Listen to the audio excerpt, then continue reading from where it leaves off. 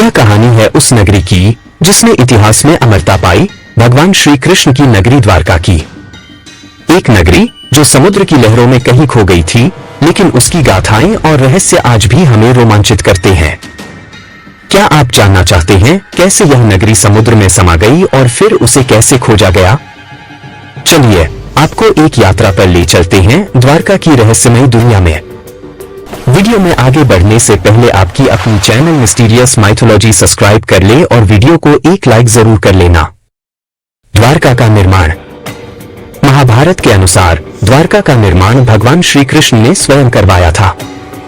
जब उन्होंने मथुरा छोड़कर समुद्र किनारे अपनी नई नगरी बसाने का निश्चय किया, तब विश्वकर्मा ने इस अद्भुत नगरी को बसाया। कहते हैं कि यह नगरी इतनी भव्य थी कि इसकी तुलना किसी भी अन्य नगरी से नहीं की जा सकती थी। सुनहरे महल, मंदिर और उच्च कोटि की शिल्पकला से सजी यह नगरी श्री कृष्ण की दिव्यता और महानता को दर्शाती थी। द्वारका का वैभव और महिमा। महाभारत के अनुसार द्वारका का निर्माण भगवान श्री कृष्ण ने स्वयं करवाया था। जब उन्होंने मथुरा छोड़कर समुद्र किनारे अपनी नई नगरी बसाने का निश्चय किया, तब विश्वकर्मा ने इस अद्भुत नगरी को बसाया। कहते हैं कि यह नगरी इतनी भव्य थी कि इसकी तुलना किसी भी अन्य नगरी से नहीं की जा सकती थी। सुनहरे महल, मंदिर और उच्च कोटि की शिल्पकला से सजी यह नगरी श्री कृष्ण की दिव्यता और महानता को दर्शाती थी। महाभारत के युद्ध के बाद का समय। महाभारत के युद्ध के बाद भगवान कृष्ण ने हस्तिनापुर की सत्ता युधिष्ठिर को सौंप दी और वे द्वारका लौट आए। लेकिन इसके बाद उनकी कुल देवता का श्राप उनके परिवार पर पड़ा। युद्ध और विवादों में श्री कृष्ण का वंश समाप्त हो गया और यह वो समय था जब द्वारका पर भी संकट के बादल छा गए थे।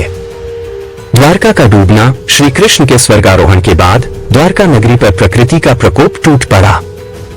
महाभारत में कहा गया है कि श्री कृष्ण के जाने के बाद यह नगरी धीरे धीरे समुद्र में समाने लगी। समुद्र की लहरें इस नगरी को अपने भीतर खींच रही थी और देखते ही देखते यह नगरी पूरी तरह से जलमग्न हो गई। यह एक ऐसा दृश्य था जिसे द्वारका के निवासियों ने कभी सोचा नहीं था। द्वारका के डूबने के पीछे के कारण द्वारका का रहस्य यही समाप्त नहीं होता। हजारों साल तक यह नगरी समुद्र में छिपी रही, लेकिन 20वीं सदी के अंत में इसकी खोज फिर से हुई। 1988 में भारतीय पुरातत्व सर्वेक्षण ने समुद्र के नीचे द्वारका के अवशेषों की खोज शुरू की। वैज्ञानिकों और गोताखोरों ने अरब सागर के नीचे प्राचीन द्वारका के खंडहरों को देखा। समुद्र की गहराई में पाए गए इन खंडहरों में प्राचीन मंदिर, दीवारें और पुरानी सड़कों के अवशेष मिले। द्वारका की खोज। द्वारका का रहस्य यही समाप्त नहीं होता। हजारों साल तक यह नगरी समुद्र में छिपी रही, लेकिन 20वीं सदी के अंत में इसकी खोज फिर से हुई। 1988 में भारतीय पुरातत्व सर्वेक्षण ने समुद्र के नीचे द्वारका के अवशेषों की खोज शुरू की। वैज्ञानिकों और गोताखोरों ने अरब सागर के नीचे प्राचीन द्वारका के खंडहरों को देखा। समुद्र की गहराई में पाए गए इन खंडहरों में प्राचीन मंदिर, दीवारें और पुरानी सड़कों के अवशेष मिले। द्वारका की पुनः खोज की महत्ता। यह खोज इतिहास के पन्नों में द्वारका की प्रामाणिकता को सिद्ध करने वाली थी।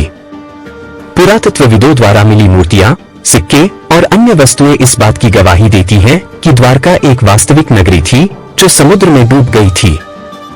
यह खोज इतिहास के साथ साथ भारतीय पौराणिक कथाओं के लिए भी बहुत महत्वपूर्ण थी।